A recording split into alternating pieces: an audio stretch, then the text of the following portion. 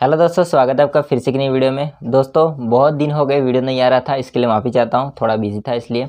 And आज हम देखते हैं एक टॉपिक है जिसका नाम पलायन वेग। तो पलायन वेग होता है, इसका सूत्र देखेंगे, साथ में पृथ्वी के लिए पलायन वेग का मान कितना होगा और चंद्रमा के लिए पलायन वेग का मान कितना होगा। और लास्ट हम देखेंगे अगर h ऊंचाई पर वस्तु स्थित है तो उसके लिए पलायन वेग का मान कितना होगा। और लास्ट हम और देखेंगे कि एक कक्षीय वेग और पलायन वेग के मध्य क्या रिलेशनशिप होता है, क्या संबंध होता है। तो दोस्तों हम स्टार्ट करते हैं। ये फिजिक्स का है, अगर क्लास 11 वाला बच्चे हैं तो फिजिक्स का टॉपिक है, ठीक है। 8वां चैप्टर है जिसका नाम है गुरुत्वाकर्षण। तो इसका टॉपिक है क्या है, जो कि पलायन वेग स्केप वेलोसिटी के बारे में, ठीक है। अब इसके बारे में डिटेल से देखते हैं, वीडियो को एंड तक देखिए। दोस्तों सबसे पहले हम बात कर लेते हैं इसके डेफिनेशन के बारे में। दोस्तों पलायन वेग का मतलब क्या होता है। पलायन का मतलब यहाँ पर होता है कि फेंकना, उड़ना, ठीक है, एक तरह से पलायन करना।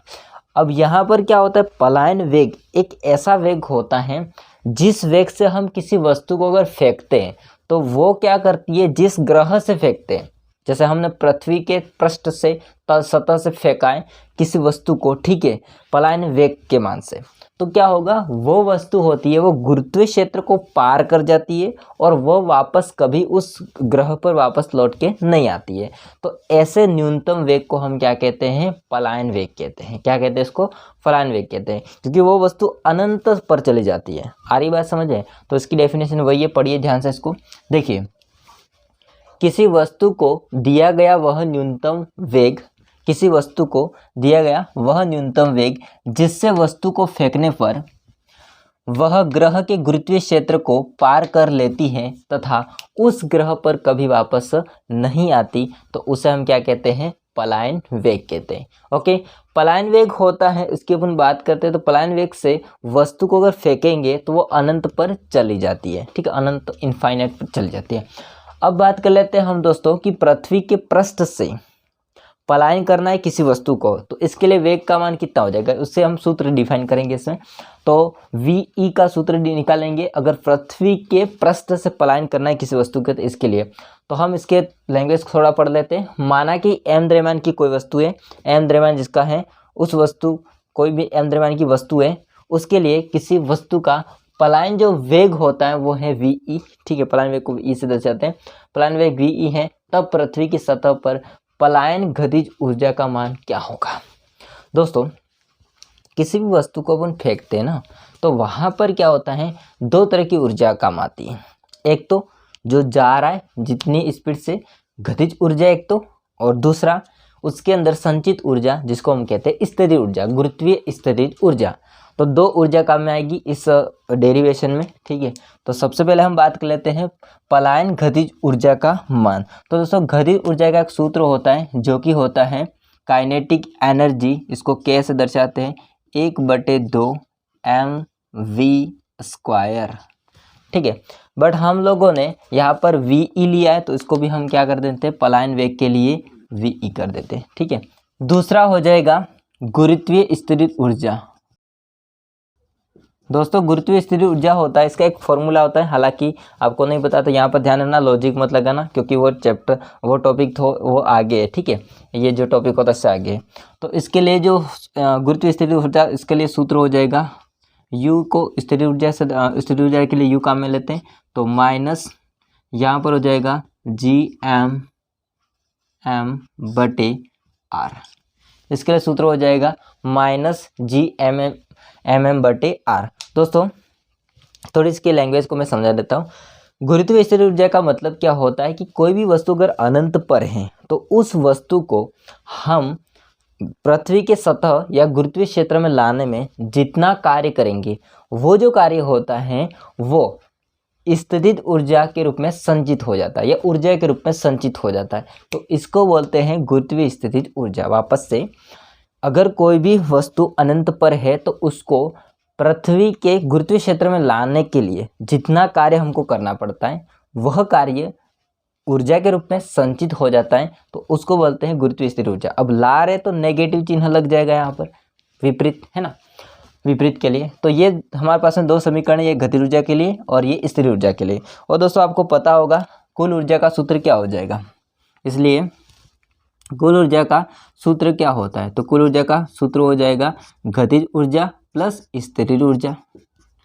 कुल ऊर्जा को दर्शाते हैं ई से, बराबर हो जाएगा गतिज ऊर्जा प्लस स्थितिज ऊर्जा। दोनों को जोड़िए, जो भी है वो जोड़ दीजिए। ई बराबर हो जाएगा काइनेटिक एनर्जी का मान कितना है, 1/2 mv², 1/2 MEV² है, सॉरी। और यहाँ पर है u का मान है -Gmm/r। तो दोस्तों माइनस है तो उसको हम एक बार तो लिख देते हैं Gmm/r। अब आपको पता है यहाँ पर बीच में प्लस है, यहाँ पर माइनस है, तो प्लस माइनस माइनस होगा, ठीक है। तो यहाँ पर बीच में कौन आ जाएगा, माइनस चिन्ह, ठीक है, प्लस माइनस माइनस होगा। अब दोस्तों हम क्या करते हैं, कुल जो ऊर्जा होता है इसकी अगर बात करेंगे तो अनंत पर कुल ऊर्जा का मान होता है वो 0 होता है। अनंत पर टोटल जो एनर्जी होती है, कुल ऊर्जा, इसका मान कितना हो जाएगा, 0। तो अनंत पर कुल ऊर्जा E बराबर हो जाएगा 0 हो तो। अब ऐसा मत समझना कि ये पूरा मान 0 हो जाएगा, नहीं, केवल E का मान क्या हो जाएगा, 0। तो केवल E का मान 0 होगा तो E की जगह आप 0 रख दो, तो 0 बराबर हो जाएगा, ऊपर वाला वापस लिखना हो। अब दोस्तों हम क्या करते हैं, ये जो -Gmm/r है इसको इस साइड लाते हैं, ठीक है, और इसको इधर रहने देते हैं, या 1/2 mve² बराबर प्लस का Gmm/r। अब आपके मन में क्वेश्चन आ सकता होगा कि भाई साहब ये तो इधर ही है, बराबर की इस साइड ही रहा, इसको इधर ले गए आप लोग, तो नहीं, ऐसा नहीं।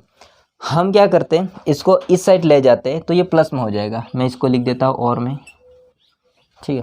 अगर इसको इस साइड ले जाते हैं तो हो जाएगा ये Gmm/r बराबर, ये बच जाएगा 1/2 mv²। अब समझो, इसको ऐसा लिखा होगा तो हम इसको क्या करें, घुमा देते हैं, तो इसको पहले लिख देते हैं, कोई बात नहीं है ना, चिन्ह थोड़ी बदल जाएंगे। तो उसको पहले घुमा कैसे लिखा है, तो इसको हमने पहले लिखा है, इसको बाद में लिखा है, ओके, कोई प्रॉब्लम नहीं है। तो इसको मैं हालांकि रहने देता हूँ आपके समझने के लिए। अब दोस्तों यहाँ पर एक चीज़ कट सकती है, वो काट देते हैं हम लोग। यहाँ पर छोटा m है और यहाँ पर भी छोटा m है, तो स्मॉल m और स्मॉल m आपस में कट जाएंगे, तो बाकी जो बचा है उसको लिख लेते हैं। और ये ve² होता है वो एक के साथ में गुणा हो जाएगा, तो ये ऊपर आ जाएगा ve² बटे नीचे हो जाएगा 2 बराबर, यहाँ से बचेगा Gm/r कैपिटल। अब इसका क्रॉस गुणा कर देते हैं हम लोग, 2 का गुणा इधर जाएगा और क्रॉस गुणा मतलब ve होता है स्क्वायर, इसको अकेला करना है, ठीक है। तो ये होगा 2, वो इसके गुणे में चला जाएगा, तो हम क्या करेंगे, ve² को अकेला करेंगे, तो यहाँ से हो जाएगा 2Gm/r, ठीक है, यहाँ तक क्लियर है, ओके। अब ve² का स्क्वायर हटाएंगे तो इसके ऊपर क्या लग जाएगा, अंडर रूट लग जाएगा। ve² है, उसके स्क्वायर हटाएंगे तो इसके ऊपर अंडर रूट लग जाएगा। इसको मैं यहाँ पर लिखता हूँ, ve को अकेला करेंगे तो उसके ऊपर लग जाएगा अंडर रूट 2Gm/r, ओके, ठीक है, यहाँ तक क्लियर है। अब दोस्तों एक सूत्र होता है जो कि गुरुत्वीय त्वरण का सूत्र होता है G बराबर Gm/r²। क्या सूत्र होता है, Gm/r²। ये जो आपका r² होता है इसका क्रॉस गुणा कर देंगे तो ओनली फॉर बचेगा यहाँ से Gm बराबर Gr², तो हो जाएगा Gr²। अब आपको क्या काम करना है, इस Gm का जो मान है वो आपको इस Gm की जगह पर लिखना है, ठीक है। तो इसको हम लोग लिख लेते हैं, ve बराबर अंडर रूट 2 का 2 लिख देना है और नीचे r का r लिख देना है, और इसकी जगह पर कौन आ जाएगा, Gr आ जाएगा, क्योंकि Gm का मान क्या है, Gm का मान Gr² है, तो ऊपर आ जाएगा Gr²। अब आपको पता है कौन कट सकता है, यहाँ से एक r और यहाँ से एक r कट सकता है, तो जो बाकी बचा उसको लिख लेते हैं हम लोग। ठीक है। तो वी ई बराबर हो जाएगा √2GR, क्योंकि नीचे वाला तो गया 2GR। तो दोस्तों ये होता है सूत्र। अगर हम पृथ्वी के पृष्ठ से पलायन करना चाहते हैं किसी वस्तु को, तो उसके लिए वेग का जो सूत्र होता है वो सूत्र है आपका ये वाला। आ रही बात समझ में? ओके। जहाँ पर R का मतलब होता है पृथ्वी की त्रिज्या, इसको मैं लिख देता हूँ। G का मतलब होता है गुरुत्वीय त्वरण, और R का मतलब होता है पृथ्वी की त्रिज्या। इसको साथ में मान भी लिख देता हूँ मैं। गुरुत्वीय त्वरण का मान होता है 9.8 मीटर प्रति सेकंड स्क्वायर, और R पृथ्वी की त्रिज्या। तो पृथ्वी की त्रिज्या की अगर अपन बात करते हैं तो पृथ्वी की त्रिज्या होती है 6400 किलोमीटर। ठीक है, क्या होती है? 6400 किलोमीटर। यदि आप इसको मीटर में कन्वर्ट करना चाहते हो तो मीटर में हो जाएगा दोस्तों 6400, और 10 की घात यहाँ पर 3 कर देना, तो ये हो जाएगा मीटर में। ठीक है, किलोमीटर से मीटर में। अब हम क्या करते हैं, इस सूत्र में इसका मान रखते हैं और पृथ्वी के लिए पलायन वेग का मान निकालते हैं। ओके, इसमें रख देते हैं इसका मान, देखते जाओ। वी बराबर हो जाएगा, पृथ्वी के लिए लिख देता हूँ यहाँ पर,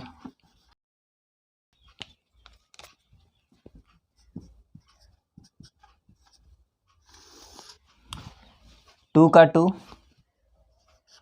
इंटू जी का मान कितना है 9.8 इंटू आर का मान कितना है पृथ्वी की त्रिज्या, ये वाला लिखना है क्योंकि ये मीटर में है तो ये मीटर वाला मान लिखना पड़ेगा। ठीक है, तो 6400 इंटू 10 की घात 3। अब इसको पुटअप करते हैं दोस्तों। जब इसको पुटअप करेंगे और अंडर रूट हटा देंगे, ठीक है, पुटअप करके इनको अंडर रूट हटा देंगे, तो यहाँ पर इसका जो मान आता है वो होगा 11.2। ठीक है, 11.2 इंटू 10 की घात 3 मीटर प्रति सेकेंड। ठीक है, अब आप लोग इसको किलोमीटर में कन्वर्ट करना चाहते हैं, तो ये जो 10 की घात 3 लगाए यहाँ पर लगाया था एक्स्ट्रा, तो उसको हटा देंगे, तो ये किस में आ जाएगा, किलोमीटर में। तो वी बराबर हो जाएगा 11.2 किलोमीटर प्रति सेकेंड। ये है दोस्तों पृथ्वी का या पृथ्वी के पृष्ठ से पलायन करने के लिए पलायन वेग का मान, जो कि मोस्ट इम्पोर्टेंट है, और साथ में ये मान होता है, इससे हम किसी भी वस्तु को अगर पृथ्वी के सतह से पलायन करना है तो इसके लिए उसको इतने वेग से पलायित करना पड़ेगा, तो वो कभी वापस नहीं आ सकती है। ठीक है, तो इस बात को मैं यहाँ पर नीचे लिख देता हूँ। ओके, तो दोस्तों इसका जो लैंग्वेज थी मैंने लिख दी है, क्या है कि पृथ्वी की सतह से 11.2 किलोमीटर प्रति सेकेंड के वेग से अगर किसी वस्तु को फेंका जाता है या जाए तो वो अनंत पर चली जाती है और वापस नहीं आती है। गुरुत्वीय जो बोल सकते हैं हम क्षेत्र होता है उसको पार कर जाती है। ठीक है, यहाँ तक क्लियर है? तो आप इसका स्क्रीनशॉट ले लीजिए। अब हम देखते हैं आगे चंद्रमा का पलायन वेग क्या होता है वो वगैरह। ठीक है, हाँ जी दोस्तों, अब हम देखते हैं यहाँ पर चंद्रमा होता है उसके लिए पलायन वेग का मान कितना होगा। तो अपने जो सूत्र था पलायन वेग ज्ञात करने का वो सूत्र है वी बराबर क्या था 2GR। अब इसमें चंद्रमा के लिए जी का मान कितना होगा, तो चंद्रमा के लिए जी का मान होता है वो होगा 9.8 बटा यहाँ पर हो जाएगा 6। ठीक है, कितना हो जाएगा 9.8 बटे 6 हो जाएगा, ये हो जाएगा मीटर प्रति सेकंड स्क्वायर। दूसरी बात आर की अगर बात करें पृथ्वी का त्रिज्या, तो वहाँ पर था, और यहाँ पर क्या होगा चंद्रमा की त्रिज्या, तो चंद्रमा की त्रिज्या हो जाएगी 1.75 इंटू 10 की पावर 6 मीटर। ओके, इसका मान अब तो कुछ नहीं करना, हमको सूत्र में रखना है। वी बराबर हो जाएगा अंडर रूट 2 का 2, जी का मान कितना है 9.8 बाय 6 इंटू आर का मान कितना है 1.75 इंटू 10⁶। ओके, इसको जब पुटअप करेंगे तो पुटअप करने के पास अंडर रूट हट जाएगा, ठीक है, और इसका मान आ जाएगा 2.38 इंटू 10⁻³ मीटर प्रति सेकेंड, ठीक है, क्योंकि वेग है इसलिए प्रति सेकंड आ जाएगा। जब इसको 10⁻³ होता हटा देंगे तो ये किस में कन्वर्ट हो जाएगा किलोमीटर में, तो वी बराबर हो जाएगा 2.38 किलोमीटर प्रति सेकेंड। आ रही बात समझे? तो ये होता है दोस्तों चंद्रमा के लिए पलायन वेग का मान, ठीक है। चंद्रमा पर जाकर किसी वस्तु को पलायित करेंगे, उसके लिए वेग कितना चाहिए, इतना। तो आप सोच सकते हैं ना कि चंद्रमा के लिए पलायन वेग का मान कितना है 2.38। अभी आपने पृथ्वी की सतह के लिए देखा था कितना था, उसके लिए था 11.2 किलोमीटर प्रति सेकेंड। इसका मतलब क्या, इसका मतलब किसका ज़्यादा है पलायन वेग, पृथ्वी का ऑब्वियसली बात ज़्यादा है। अगर आप बात करेंगे पृथ्वी की तुलना में इसका मान कितना है, तो इसका मान होता है पृथ्वी की तुलना में 1/5 गुना है। कितना है, 1/5 गुना। अगर पृथ्वी की तुलना में हम बात करें चंद्रमा का पलायन वेग का मान, तो वो कितना है 1/5 गुना। ओके, तो यहाँ तक समझ में आया, स्क्रीनशॉट ले लो। हम आगे देखते हैं h ऊंचाई पर अगर किसी वस्तु को पलायित करना है, पृथ्वी की सतह से h ऊंचाई पर है तो उसको पलायित करना है, तो उसके लिए मान कितना आएगा पलायन वेग का मान, वो देखते हैं। हाँ दोस्तों, अब हम देखते हैं कि अगर पृथ्वी के तल से h ऊंचाई पर कोई भी वस्तु स्थित है, इसको पलायित करना है, इसको पलायन करना है, तो उसके लिए वेग का मान कितना होगा वो देखते हैं, ठीक है। जैसा हमने डेरिवेशन स्टार्टिंग में किया है वैसा के वैसा डेरिवेशन है, बस इसमें थोड़ा सा एक चेंज आ जाता है। वो क्या होता है वो समझते हैं। तो आपको पता है कि वस्तु को अगर पलायित करेंगे तो पलायन गतिज ऊर्जा का मान कितना हो जाएगा, तो पलायन गतिज ऊर्जा का जो मान आपने लिखा था आगे वही मान होगा कि K बराबर 1/2 mv/e का स्क्वायर, ठीक है। दूसरा वही होगा गुरुत्वीय स्थिति ऊर्जा। गुरुत्वीय स्थिति ऊर्जा होता है, इसका मान कितना था भाई, U बराबर -gm/m/r।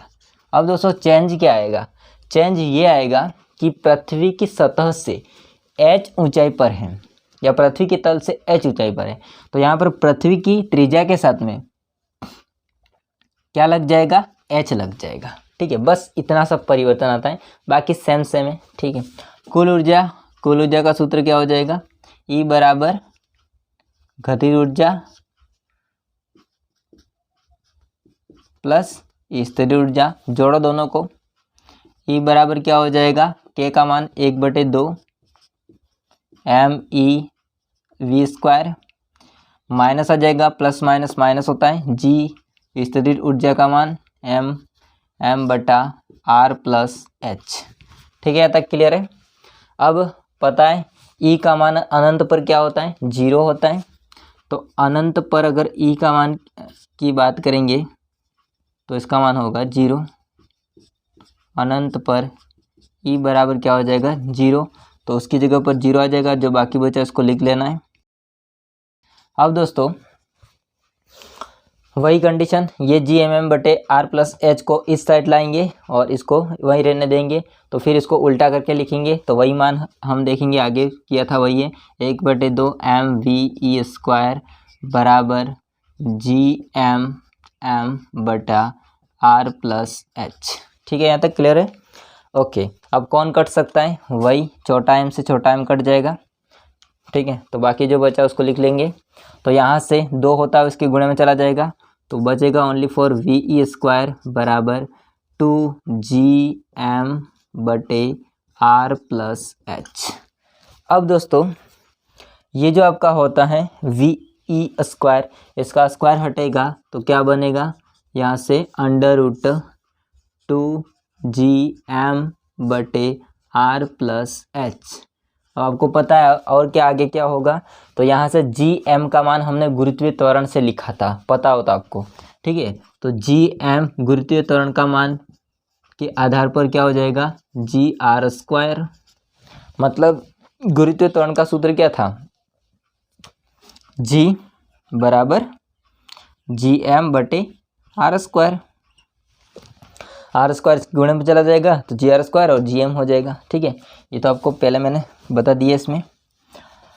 अब हमको क्या करना है, GM का मान है वो लिख देना है इसकी जगह पर, तो लिख दो इसको इसकी जगह पर भैया। ओके, VE बराबर हो जाएगा √2 R प्लस H, वैसा वैसे लिख देना है R प्लस H। अब यहाँ से GM की जगह GR स्क्वायर, तो यहाँ से हो जाएगा GR स्क्वायर। ठीक है, इतनी क्लियर है यहाँ तक। अब दोस्तों आप यहाँ पर समझो ध्यान से कि जो पृथ्वी की त्रिज्या होती है, कैपिटल R है पृथ्वी की त्रिज्या, उसके बराबर अगर हम ऊंचाई को मान ले, तो अगर हमारे पृथ्वी के तल से वो जो वस्तु उपस्थित है वो h ऊंचाई पर स्थित है, ऐसा इसका मतलब ये तो थोड़ा है कि पृथ्वी से बाहर निकल जाएगा, इसका मतलब ये तो थोड़ा होता है पृथ्वी से बाहर निकल जाएगा। तो हम ये भी कह सकते हैं ना कि जो h ऊंचाई है वो पृथ्वी के त्रिज्या के बराबर है। इसका मतलब हम यहाँ पर h की जगह पर क्या लिख सकते हैं, r लिख सकते हैं। यहाँ पर h की जगह पर क्या लिख सकते हैं दोस्तों, r लिख सकते हैं। तो अब h की जगह r कर दूँ, क्या होगा, VE बराबर √2 GR स्क्वायर, यहाँ से R प्लस R। ठीक है, R पहले से था, H की जगह R लिखना था, R प्लस R कितना होता है 2R, कितना हो जाएगा 2R, तो उसको मैं सीधा लिख देता हूँ 2R। अब आपको पता है कौन कट सकता है, वो एक तो 2 से 2 कट जाएगा और बाकी एक R से एक R कट जाएगा, तो ऊपर बचेगा G और एक R बचेगा। तो फाइनल जो सूत्र आएगा VE बराबर वो आ जाएगा √GR। ठीक है, ये है दोस्तों, अगर कोई भी पृथ्वी के तल से h ऊंचाई पर स्थित वस्तुएं, उसके लिए पलायन वेग का मान कितना होगा, मतलब पलायन वेग का मान नहीं है, सूत्र क्या हो जाएगा इसके लिए, VE बराबर √GR।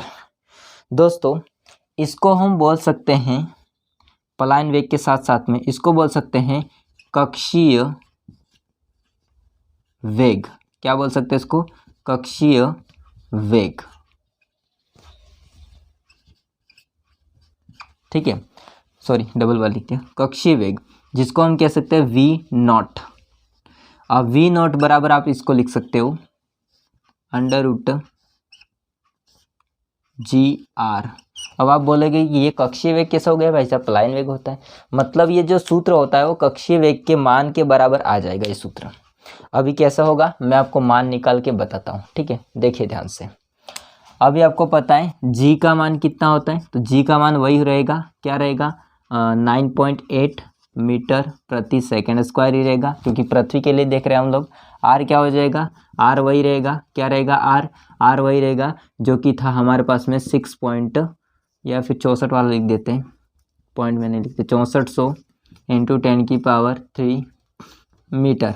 ओके, यहाँ तक क्लियर है। अब इसकी जगह पर मान रखते जाओ, क्या होगा, तो VE बराबर हो जाएगा √ का √ G का मान कितना है 9.8, R का मान कितना है 6400 इंटू 10⁻³। तो दोस्तों ये जो मान होता है इसको जब पुटअप करेंगे, ठीक है, तो यहाँ पर ये जो मान होता है VE बराबर, तो वो मान निकल के आएगा, वो कितना आ जाएगा 7.92 इंटू 10⁻³ मीटर के आसपास आएगा। ओके, क्लियर है। अब वेग है तो उसके लिए हो जाएगा मीटर सेकंड। ठीक है, यहाँ तक क्लियर है। अब इसको जब किलोमीटर में कन्वर्ट करोगे तो इसको हम लिख सकते हैं VE बराबर 7.92 इंटू नहीं आएगा, अब किलोमीटर आ जाएगा, किलोमीटर प्रति सेकंड। अब दोस्तों आप सोचो इसको, ये जो मान होता है ये वाला मान, इसमें आप देख रहे हो 7.92 है, तो इसको राउंड अप करते हैं। अगर पीछे संख्या 9 आ रही है तो उसको राउंड अप करेंगे तो ये जो मान आता है वो लगभग 8 के बराबर आता है। कितना आता है, लगभग 8 किलोमीटर प्रति सेकंड के बराबर आता है। और 8 किलोमीटर प्रति सेकंड होता है, उसको हम बोलते हैं कक्षीय वेग। इसको हम अभी जो लिखा है कक्षीय वेग, इसको बोलते हैं। तो 8 किलोमीटर प्रति सेकंड जो मान होता है वो कक्षीय वेग के बराबर आता है। तो हम इसको कह सकते हैं कक्षीय वेग का सूत्र। अब आपको ऐसा क्यों कहा, अभी एक लॉजिक लगेगा आगे। हम अब पलायन वेग पृथ्वी के लिए और कक्षीय वेग के मध्य रिलेशनशिप को देखते हैं, ठीक है। तो पलायन वेग का मान कितना होगा, पलायन वेग को दर्शाते हैं वी से, तथा कक्षीय वेग को दर्शाते हैं V0 से। ये रहा, ठीक है, के मध्य संबंध देखते रहो। पहले हम कक्षीय वेग का लिख लेते हैं, VE बराबर √GR, ठीक है, ओके। दूसरा हमारे पास में है जो कि पलायन वेग का, और पलायन वेग के लिए सूत्र क्या था, जो कि आगे निकला था वही वाला है ना, आगे जो निकला था ना सूत्र वही लिखना है हमको, जो कि यहाँ पर V0 आ जाएगा, सॉरी ये गलती हो गई, ये VE0 आ जाएगा, इसको VE0 लिखना है। VE बराबर हो जाएगा, उसमें 2GR था तो 2GR आ जाएगा, ठीक है। अब आपको पलायन वेग में हमको क्या करना है, कक्षीय वेग का भाग दे देना है, ठीक है। तो ऊपर हो जाएगा VE, ये चल नहीं रहा है, सॉरी, VE ऊपर आ जाएगा, इसका मान क्या है 2GR, पलायन वेग में कक्षीय वेग का भाग दे देना है, बटे आ जाएगा नीचे V0 बराबर √GR। अब यहाँ से कौन कट सकता है, बताओ कौन कट सकता है। तो यहाँ से √GR अपने आप कट जाएंगे, तो बाकी बचेगा उसको लिख लेते हैं हम लोग, ठीक है। अगर नहीं समझ में आ रहा तो एक काम कर सकते हैं, इसको आप लोग, ये अंडर रूट में पूरा मान है ना, तो इसको आप ऐसे भी लिख सकते हो, √2 इंटू √GR भी लिख सकते हैं इसको, ठीक है, क्लियर है, क्योंकि अंडर रूट दोनों के लिए होगा, सबके लिए होगा। तो यहाँ से GR और √GR होता हुआ कट जाएगा, जो बाकी बचा इसको लिख लो, VE बटे V0 बराबर, इधर से √2 बचा है और इधर से 1 बचा है, ठीक है। तो अब V0 होता है, इसका क्रॉस गुणा कर देंगे, तो यहाँ से फाइनल आ जाएगा VE अकेला बराबर √2 और V0। ये दोस्तों होता है कक्षीय वेग और पलायन वेग के मध्य संबंध, जो कि आपका पलायन वेग होता है ना, पलायन वेग होता है ये वाला VE होता है पलायन वेग, वो कक्षीय वेग के 2 गुना होता है। पलायन वेग होता है वो कक्षीय वेग के 2 गुना होता है। आ रही बात समझ में, क्योंकि आपको सूत्र से ही पता है, क्योंकि वहाँ पर 2GR आ रहा था और यहाँ पर क्या आ रहा है, GR आ रहा है। इसका मतलब पलायन वेग होगा पृथ्वी की, अगर हम लोग पृष्ठ से अगर किसी वस्तु को फेंकते हैं तो उसके लिए 2GR वाला सूत्र काम में आएगा। और यदि आप h ऊंचाई पर हैं पृथ्वी के तल से, तो इसके लिए सूत्र जो काम में आएगा वो ये है। इसका मतलब ये है कि इसमें 2 नहीं है, तो 2 गुना ज़्यादा कौन है, पलायन वेग। अगर पृथ्वी के पृष्ठ से फेंकते तो h ऊंचाई से फेंकते हैं तो उसके लिए 2 कम हो जाएगा, हम कह सकते हैं। तो 2 गुना ज़्यादा कौन है, पलायन वेग। तो वापस से पलायन वेग कक्षीय वेग के 2 गुना होता है। इसको मैं लिखता हूँ इधर, ठीक है दोस्तों। तो मैंने इसको लिख लिया लैंग्वेज को कि पलायन वेग होता है वो कक्षीय वेग के 2 गुना होता है, ठीक है। तो इन दोनों के मध्य संबंध, बाकी हम लोगों ने जितना हो सके इतना डेरिवेशन कर लिया है। और इसके अलावा यहाँ पर ये पलायन वेग वाला टॉपिक था वो ख़त्म हो चुका है। आई होप को सारा समझ में आया होगा, और कुछ डाउट है तो कमेंट करके बताइएगा। और वीडियो अच्छा लगा तो लाइक कीजिए, चैनल को सब्सक्राइब नहीं किया कर देना। मिलते हैं नेक्स्ट वीडियो में, तब तक के लिए जय हिंद, वंदे मातरम। स्क्रीनशॉट लेना, नोट्स बना लेना, बहुत ईजी है।